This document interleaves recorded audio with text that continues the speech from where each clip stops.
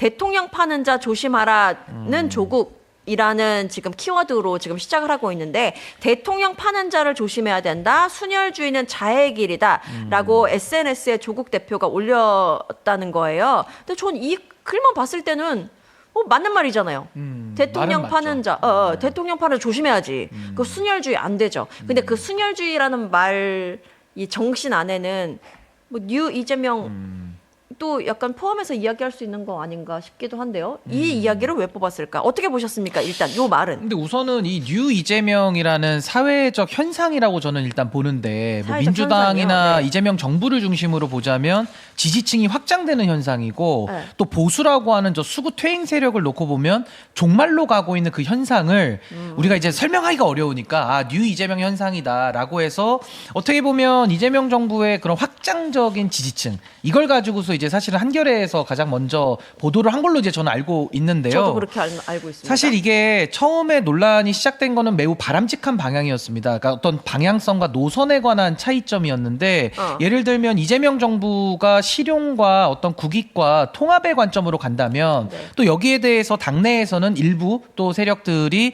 여러 가지 좀 이념적이고 진영적이고 좀 선악적 이분법에 기초해가지고 아주 강한 목소리를 또 내면서 그동안에 뭐 이해운 임명이나 아니면은 뭐 검찰 개혁과 관련된 뭐 속도나 방향성 문제라든지 최근에 이슈가 됐던 합당 문제 뭐 이런 것들에 대해 가지고 어떤 노선과 관련된 방향의 문제면은 저는 정말 대찬성인데 이게 갑자기 논란이 되다 보니까 어느 순간부터는 뉴와 올드를 왜 시점으로 나누냐. 난 그게 이상한 거예요. 그러니까 이런 식의 뭐 반박 이런 게 있었고 다 이상했어. 솔직히. 또 하나는 뭐 찐명 친명으로 또 이거를 이름에다가 친자를 붙이는 이런 식의 행태 자체가 저는 과거의 정치 문법이라고 보는데 그쪽으로 논란을 또 이어가고자 하는 분들이 일부 또 계시더라고요. 그러면서 이제 말이 또 험해지고 이러면서 원래 논란이 됐던 그 방향과 노선에 대한 이야기가 또 사라져 버리는. 맞아요. 그래서 이거는 굉장히 좀 안타까운 상황인데 아무리 그래도 이 지지층 확장이라고 하는 지금 이재명 정부의 그 흐름이나 어떤 방향성 이 부분에 대해서는 앞으로도 계속 지속적으로 좀 논란을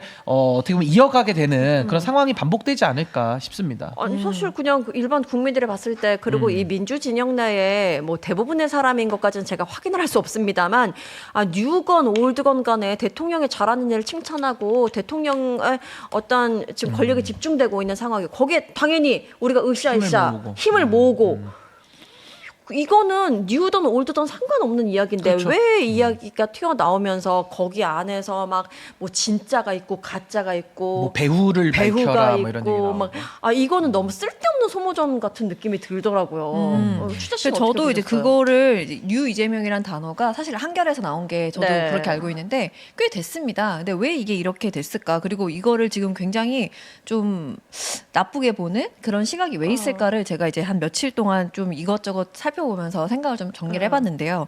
일단 먼저 어떤 새로운 거를 이야기를 할 때는 정의를 동일하게 내리고 나서 시작했다는 생각을 해요. 그럼 뉴 이재명이라고 했을 때 어떤 사람을 가리킬까? 사람마다 다 다르게 말을 하더라고요. 그죠. 일단 저는 판단하건대 뉴 이재명이라는 표현은 나는 민주당을 지지하지 않았거나 이재명을 그리 좋아하지 않았고 혹은 찍지 않았는데 일을 하는 걸 보다 보니 괜찮네? 이재명 정도면 저 정도면 내가 조금 표든 혹은 마음을 한번 줘봐도 괜찮겠네? 라는 세력 정도라고 생각을 했어요. 그럼 반가운데요? 그럼요. 늘어나는 거죠. 그렇죠. 반가운데요? 네. 그러면 새로운 유입이 되는 거면 중도층 확장되는 거니 얼마나 기쁜 소식입니까? 네네. 그렇다면 왜 보통 우리가 이제 크게 그냥 진영으로 나누자면 이쪽 진영, 민주 진영이라고 생각하는 그 크게 나눠서요. 그분들이 왜 반감을 혹은 지지자들은 왜 반감을 드러낼까? 또 이것도 한번 제가 쭉 살펴본 생각을 정리해봤습니다. 반감에 드는 생각. 그러니까 반감을 드러내는 이유가 뭘까? 이유. 이게 이유로. 이거라면 이런 뜻이라면 분명히 부정적인 것보다는 긍정적인 면이 큰데 왜 그러게. 그럴까를 또 한번 쭉 살펴보면서 사람들이 하는 말들을 정리를 해봤어요. 근데 생각을 해보니까 잼며들었다는 표현 많이 들어보셨죠? 네. 그러니까 이재명이라는 그 사람 정치인이 워낙에 악마화를 오랫동안 당하다 보니 사람들이 그렇지. 알든 모르든 굉장히 좀 반감이 심했던 게 사실입니다. 그런데 어느 순간 좀 젊은 층에 다 그런 건 아니지만 비교적 젊은 층의 여성분들이 좀 주가 됐었죠. 그래서 그분들이 내가 오해했었네? 소리 제명을 외치면서 유입된 세력을 우리가 이른바 개혁의 딸, 개딸이라고 불렀잖아요. 그리고 그분들이 표현을 하기에 잼며들었다고 표현을 합니다. 근데 그때 새로운 유입들, 나이든 뭐든 새롭게 들어오는 그분들은 사실 이런 반목의 감정이 높지 않았어요. 그랬을 것 같아요. 굉장히 이 원래 그 지지하던 세력들과 굉장히 좀 유화된 분위기였단 말입니다. 네.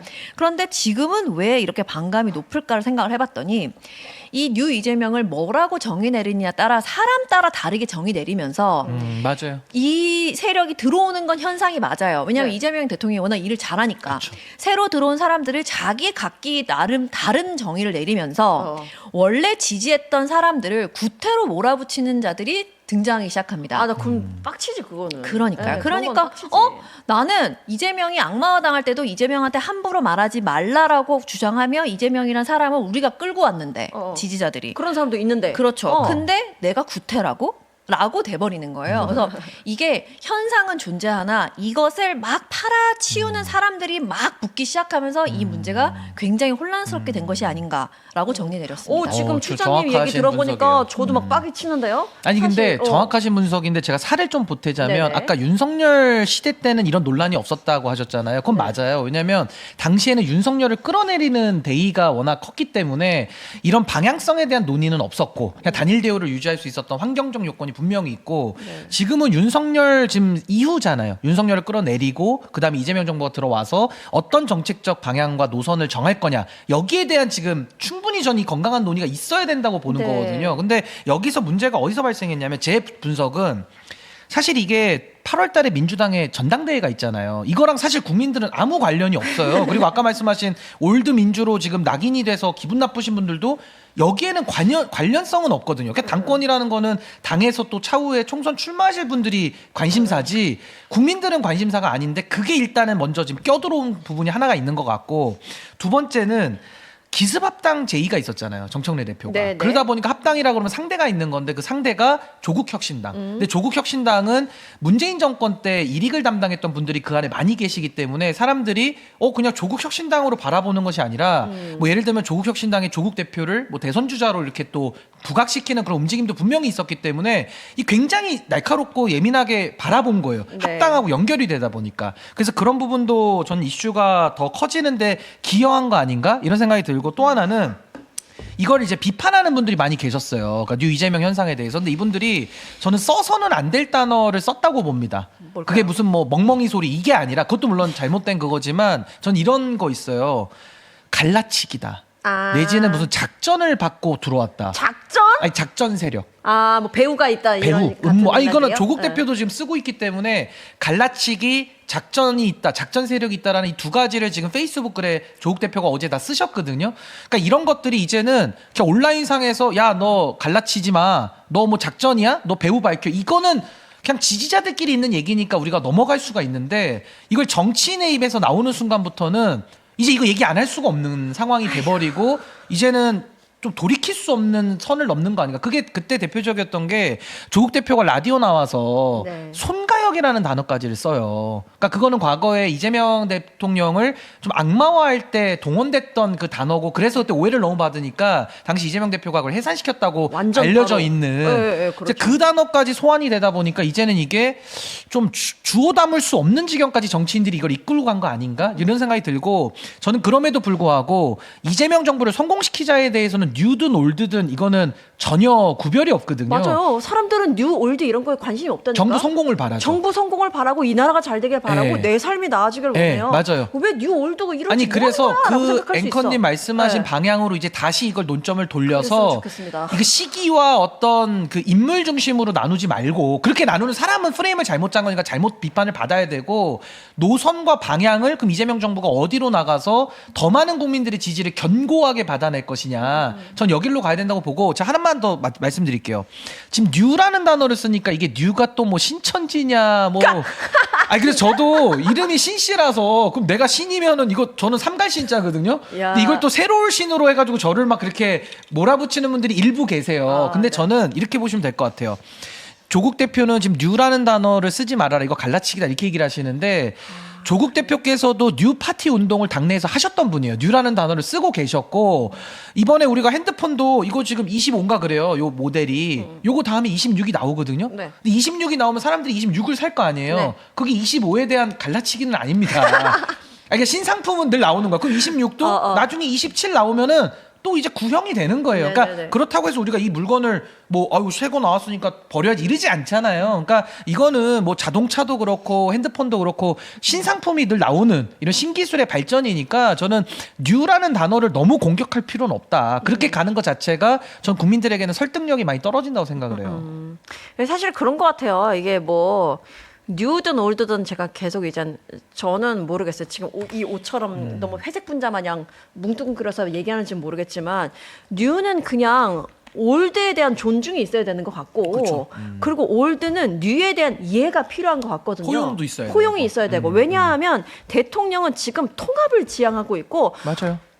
앞으로 어떻게 나아갈 건지에 집중하고 있기 때문에 우리가 적어도 대통령의 지지자라고 한다거나 대통령이 잘 되길 바라고 정부가 잘 되길 맞아요. 원하고 나라가 잘 되길 원한다면 그 뜻과 방향성에 함께 가는 자세는 필요한 것 같은데 괜한 선민의식 갖다가 새로움을 배척하면 안 되는 그러니까 거고. 세국적으로 해도 안 되는 네, 거고. 그렇죠. 내가 여기서부터 뭐 이런 사람 많이 없을 거라고 생각해요. 근데 이것이 표면적으로 드러나면서 마치 거대한 큰 물결인 것처럼 갈등의 요소인 것처럼 부각이 됐을 뿐이지 전 실체는 그렇게 강하지 않다고 보거든요. 그러니까 현상이니까. 네, 현상이니까. 이거는. 네. 뭐 선민의식도 일부분 있을 거고. 그러니까 내가 다 만들었고 이 정권 내 거야 이러지 말라는 거예요. 그렇죠, 그렇죠. 누가 독점하는 게 아니에요. 네, 이게 네, 사실. 근데 정권이 바뀔 때마다 저는 항상 그런 건 있다고 생각을 해요. 권력 다툼이든 뭐든 당연하겠죠. 갖고 있던 것들을 나누거나 이게 대체가 되거나 교체가 되는 건 당연합니다. 그래서 지지자 안에서도 뭐 좀 일이 있을 수 있죠. 근데 그건 일어나는 현상일 뿐이에요. 근데 제가 아까 말씀드렸듯이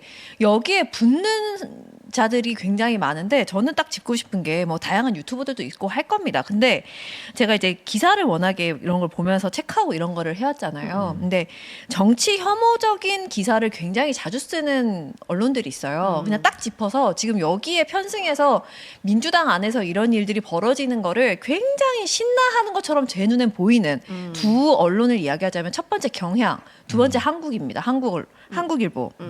신이 난 것 같아요. 거의 썸네일이나 뭐든 막 이재명 막 팡팡 쓰면서 막 불러가지고 그 얘기를 하면서 이게 뭔가 얘네도 시끄러운 거 맞는데 국민의힘 원래 그렇고 야 민주당도 똑같지 않냐? 라는 느낌을 전 너무 많이 받았습니다. 제가 쉬는 동안 그런 걸 하나하나 다 봤다고 했잖아요. 정말 정치적인 발전을 원하는 게 맞나? 정말 이 현상을 제대로 들여다보고 조명해주고 싶은 게 맞나? 아닌 것 같다라는 결론을 얻었어요, 저는. 이게 저는 가장 나쁜 게 진짜 선동하고 왜곡하는 정치 세력, 틀린 정치 세력도 당연히 문제지만 저는 진짜 문제는요. 들여다보지 못하게 하는 언론들이 저는 가장 큰 문제라고 오랜 시간 동안 이야기를 하고 왔는데 그게 무슨 말이냐? 드라마도 영화도 보고 떠들어야 됩니다. 심지어 스포츠 경기도 보고 내가 그 팀에 대해서 이야기하는 거예요. 그런데 신기하게 우리나라에서는 언론들 특히 정치에 진짜 벌어지는 일들을 직접 들여다보지 못하게 합니다. 왜? 야 어차피 다 더러운 놈, 어차피 다 나쁜 놈들이야. 보지 마. 우리가 전해줄 테니까 이것만 봐. 정치 어차피 혐오적인 거니까 저딴 거는 보지 마. 라는 인식을 저는 너무 많이 느꼈거든요. 오랜 시간 동안. 이번에도 마찬가지다. 그래서 썸네일로 지금 장난질하는 경향 한국일보는 진짜 반성하세요. 지금 굉장히 신난 모양인데 어지간히 하십시오. 민주진영 막 싸우는 게 그렇게 신납니까? 정말 너무 꼴같지 않았습니다. 뭐 근데 뭐 제가 경향 한겨를 한국일보를 잘 본 건 말씀하시는 거. 아닌데 경향 보긴 저는 근데 좀 가볍게 생각했나 봐요. 누구든 정치를 이렇게 그냥 소비하고 있다. 이거 물론 이젠 언론의 역할이라는 것은 있으니까 추자가 말한 대로 언론의 역할을 제대로 하는 상태에서 소비를 하고 뭐 활용하라고 썸네일 어떤 뭐 자극적인 뭘 하고 해야 될 텐데 일단 그 본질에서 벗어났다라는 거를 추자님께서 지금 지적을 해주신 거고 저는 좀 가볍게 봤던 것 같긴 해요. 그냥 뭐 이렇게 근데 또 하실 말씀 있으실 것 같은데. 아니 그러니까 저는 네. 이거예요. 제가 뉴 이재명에 대해서 저는 정의를 어떻게 하냐면 뭐 제 정의가 틀릴 수도 있습니다. 근데 저는 실용 그리고 국익 그리고 통합을 앞세우는 정치를 바라는 전 그런 분들이 뉴 이재명이라고 저는 정의를 해요. 그러니까 만약에 뉴 이재명을 말하면서 그 통합을 저해한다 그러면은 저는 그 사람은 뉴 이재명을 제 기준에도 써서는 안 된다고 생각을 해요. 왜 통합을 저는 그 안에 넣고 정의를 하고 있기 때문에. 근데 저는 사실은 다 통합하고 가야 되는데 제가 딱 하나 통합의 대상에 들어갈 수 없는 사람이 있어요. 그게 누구냐? 이준석 같은 부류의 반정치 부류는 안 되고요. 그 통합을 할 수가 없고 네.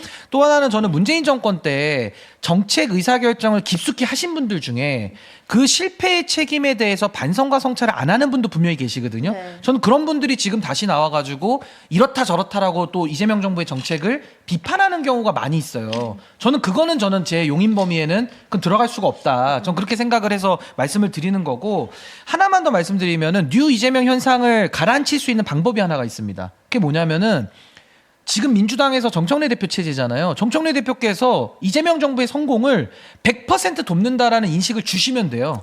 그리고 또 하나는 지금 실패 사례가 몇 개 있잖아요. 예를 들면 뭐 당시에 뭐 합당도 기습적으로 해서 지금 중단을 한 상태인데 거기에 대해서 잘못했으면은 잘못했다라고 사과하고 책임을 좀 져야 돼요. 어떤 방식이든지. 근데 이번에도 보면은 이성윤 최고위원에 대해서도 또다시 지금 조작기소 특위위원장으로 또 임명을 해버렸거든요. 그러니까 이런 식으로 가면 그러면서 비판하는 목소리가 나오는데 거기에 대해서 야 니들 갈라치는 거고 니들이 지금 작전을 받아서 무슨 배우가 있는 거 아니야? 이런 식으로 접근하는 분들도 일부 계시는데 그렇게 가면 이 문제는 안 풀린다. 네네. 안 풀리고 오히려 더 이런 뉴 이재명이라는 현상을 아마 더 부각시킬 수 있다. 그러니까 저는 이거를 다운시키는 유일한 방법은 네. 민주당에서 저는 이제 주류로 지금 활동하시는 분들이 조금 이 현상을 좀 깊이 있게 좀 들여다봤으면 좋겠어요. 뭘 원하는지를. 그러니까 네. 우리가 왜 이런저런 정국을 표현할 때 조문 정국이라는 것도 있잖아요. 이해찬 전 총리가 돌아가셨을 때 사실 여기서 봉합되고 마무리될 수 있는 부분이었는데 그 이후에 다시 또 이야기가 불거지면서 지금 약간 걷잡을 수 없이 커졌다라는 시선도 크거든요. 용어도 거칠어지고. 용어도 네. 근데 진짜 저는 어떤 느낌이 드냐면 실체가 있긴 있죠. 있는데 너무 싸움이 길어지면서 약간 알맹이는 흐려지고 맞아요. 감정만 남은 상태다. 그렇게 가면 안 되는데. 지금 이러니까 서로 상처뿐인 상황이 된 거예요. 그러니까 뭐 아유 너 속 좋은 소리 하네. 그냥 여태까지 있었던 일 다 뭉개고 좋은 게 좋은 거라고 우리 합심해서 다시 나가자라고 너 편하게 얘기하냐? 이렇게 얘기할 수 있는데 난 모르겠어요. 도대체 왜 이렇게 서로를 핥히고 이러다가 진짜 봉합할 수 없는 봉합이라는 게 억지로 봉합이라는 게 아니라 수술을 해서 건강하게 다시 회복될 수 있는 여지가 있는가? 아니, 그러니까 이번에 유시민 작가께서 MBC 방송에 나오셨을 때 그 공소 취소 모임 지금 의원들이 만들었잖아요. 뭐 100명 정도 의원들이 모였다고는 지금 전해지고 있는데 네. 그걸 저는 비판할 수 있다고 봐요. 뭐 저는 뭐 개인적으로는 비판 지점은 적지만 저는 그래도 모일 수밖에 없는 그런 현실적 이유가 있다라고 저는 보는 입장인데 근데 그걸 비판할 때 용어가 이걸 미친 소리라고 하니까 이걸 오늘 누가 갖다 쓰냐면 장동혁이 이걸 인용을 해요. 장동혁이 오늘 유시민 작가의 이름을 빌려서 네네. 야 이거 유시민 작가도 미친 소리 하는데 지금 민주당 미쳤어라고 얘기를 하고 있단 말이에요. 그러니까 저는 이거는 비판을 할 수 있는데 그 비판의 용어를 장동혁의 입에서까지 나오도록 하는 건 전 이건 선을 많이 넘어갔다고 보는 거예요. 그러니까 이런 건 좀 조심을 할 필요는 있다. 서로 충분히 비판할 수 있죠. 예, 건강한 우리가 방향을 또 찾아가야 되는 거니까. 어떻게 하면 이렇게 좀 이렇게 잘 될 수 있을까요? 마무리가. 근데 저는 마무리, 그 유시민 그 작가 나오셔 말하는 것도 들었었는데 맞아요. 미쳤다 이런 표현 말고 좀 더 부드러운 표현을 썼으면 좋았겠지만 내가 저는- 미쳤거나 그쪽이 내가 미쳤거나. 내가 내가 안 다르게 미친 할게. 것 같은데 그럼 그쪽이 미친 건가요? 난안 미친 것 같은데, 앵커가 뭐 이렇게. 그거는 뭐 본인 생각이시고요. 뭐 이렇게 얘기하긴 했는데 물론 표현이 그렇게 했으면 좋았겠지만 그건 결과론적인 얘기인 거고 어쨌든 자극적인 워딩을 어떻게든 가져가서 이렇게 부추기려는 것들이 너무 많이 보여서 그게 좀 마음이 아픈 상황이다. 그런 말씀을 좀 드릴 수 있겠고 저는 그 늘 말씀을 드리는데 이게 우리끼리 막 싸워도 사실은 진짜 오늘 제가 대구에 친구들한테 연락을 했어요. 야 이진숙 진짜 인기 많아? 이게 물어봤어요. 오. 야, 이진숙이랑 주호영이랑 추경호랑 뭐 유영아랑 이렇게 나온다는데 이렇게 진짜 인물 없다. 대단해. 누굴 골라? 이렇게 어른들이 말해? 그랬더니 이진숙이 누군데? 이러는 그러니까. 거예요. 그러니까 내가 순간 아차 또 놓쳤네. 사람들 진짜 관심 없는데 진짜 우리끼리 너무 작은 거에 소모적이야. 중내산해 하고 있었구나라는 생각을 또 순간 한 거예요. 물론 얘는 지금 애가 너무 어려서 좀 정신이 없긴 합니다만 내가 이런 걸 놓치지 말아야겠다는 생각을 정말 많이 하면서 우리도 좀 그런 생각을 합니다. 어차피 우리가 죽을 때까지 선거 있는 얘기는 몇 번을 했잖아요. 근데 비판하는 건 전 충분히 가능해요. 누가 성역이 될 수 있습니까? 다 비판 가능한 거지만 온갖 뭐 요즘에 자주 쓰는 말 뭐 있어요. 조문털레 이런 말도 있고 뭐 많아요. 뭐 많이 쓰면서 막 그런 식으로는 하지 말자. 비판 얼마든지 가능합니다. 아니 신규 변호사든 묘묘님이든 저든 누구도 막 비판하잖아요. 우리도 비판 받을 수 있는 거고 그건 당연한 건데 그렇게 멸칭 쓰고 막 진짜 저는 찔러도 되는데 죽을 때까지 찌르지는 말자. 왜냐하면 선거가 계속 있고 어쨌든 나중에는 진짜 누구의 손이든 다 빌려가지고 한 표라도 얻어와야 될 때가 오잖아요. 그래서 비판이 막 이루어질 겁니다. 앞으로도. 그리고 지방선거 들어가면 더 첨예해질 수도 있어요.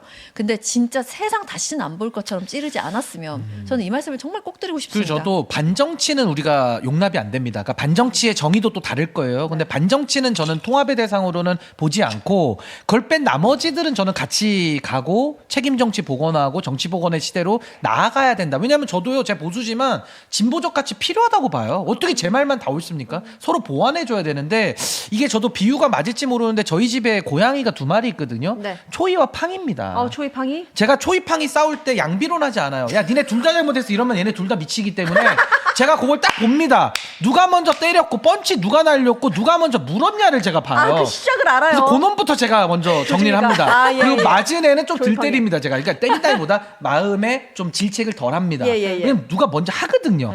그 원인과 결과는 있거든. 그러니까 사실. 요거를 엄마 아빠가 야 니네 둘이 싸우지 마. 형도 잘못했고 동생도 둘다 손들어. 이러면 둘 다 삐뚤어집니다. 맞아. 우리 선생님 잘 아시죠? 요거를 딱 보고 있었나요? 보다가 누가 먼저 때리냐? 근데 가끔 보면 이제 초이가 가서 팡이 다리를 물 때가 있어요. 어머. 비겁하게 약간 다리를 물어. 근데 팡이는 이빨이 하나가 없고 초이는 이가 있기 때문에 물면 아프단 말이에요. 그러네요. 얼마나 아프겠어 팡이가. 그래서 제가 이제 고를 때 딱 조율한단 말이에요. 책임 소재 가려가지고 요거 8대2 과실 비율. 책임 소재. 그거 내가 본단 말이야. 어쩔 때 중에. 찍어도 나네. 한문철 씨 같아요. 예. 그래서 한문철 선생님 모드로 갑니다. 그래서 제가 다시 드리고 싶은 말씀은 그래도 부모의 마음으로서는 속상하다. 8대2가 나와도 속상해요. 이게. 네, 그러니까 네, 네. 너무 갈등지향적으로 갈 필요 없다. 네. 이재명 대통령 정부 성공시키자고 하는 거예요. 거기에 목적에 조금 더 맞아. 방점을 두고 비판할 것도 비판하고 조금 더 서로 이렇게 존중 속에서 하는 것이 더 좋지 않겠나. 제가 고양이들 싸우는 거 보면서 그런 마음 많이 들어. 너무 속상해. 일단은. 과실 비율은 다시. 좋아요. 나 사실 그 너무 간단한 재밌는 논리로 다 비유다. 속상한 거거든, 속상하더라고, 사람들이. 나는 싸우면 예. 일단. 맞아요. 속상. 우리도 되게 요즘에 좀 힘들잖아요. 힘들었죠. 마음이 힘든 이유가 다 같은 힘들어요. 거거든. 맞아요. 뭐 그래서 우리 좀 큰 거 보고 크게 같이 가야지, 좀 또. 물론 비판은 당연히 되지만요. 네.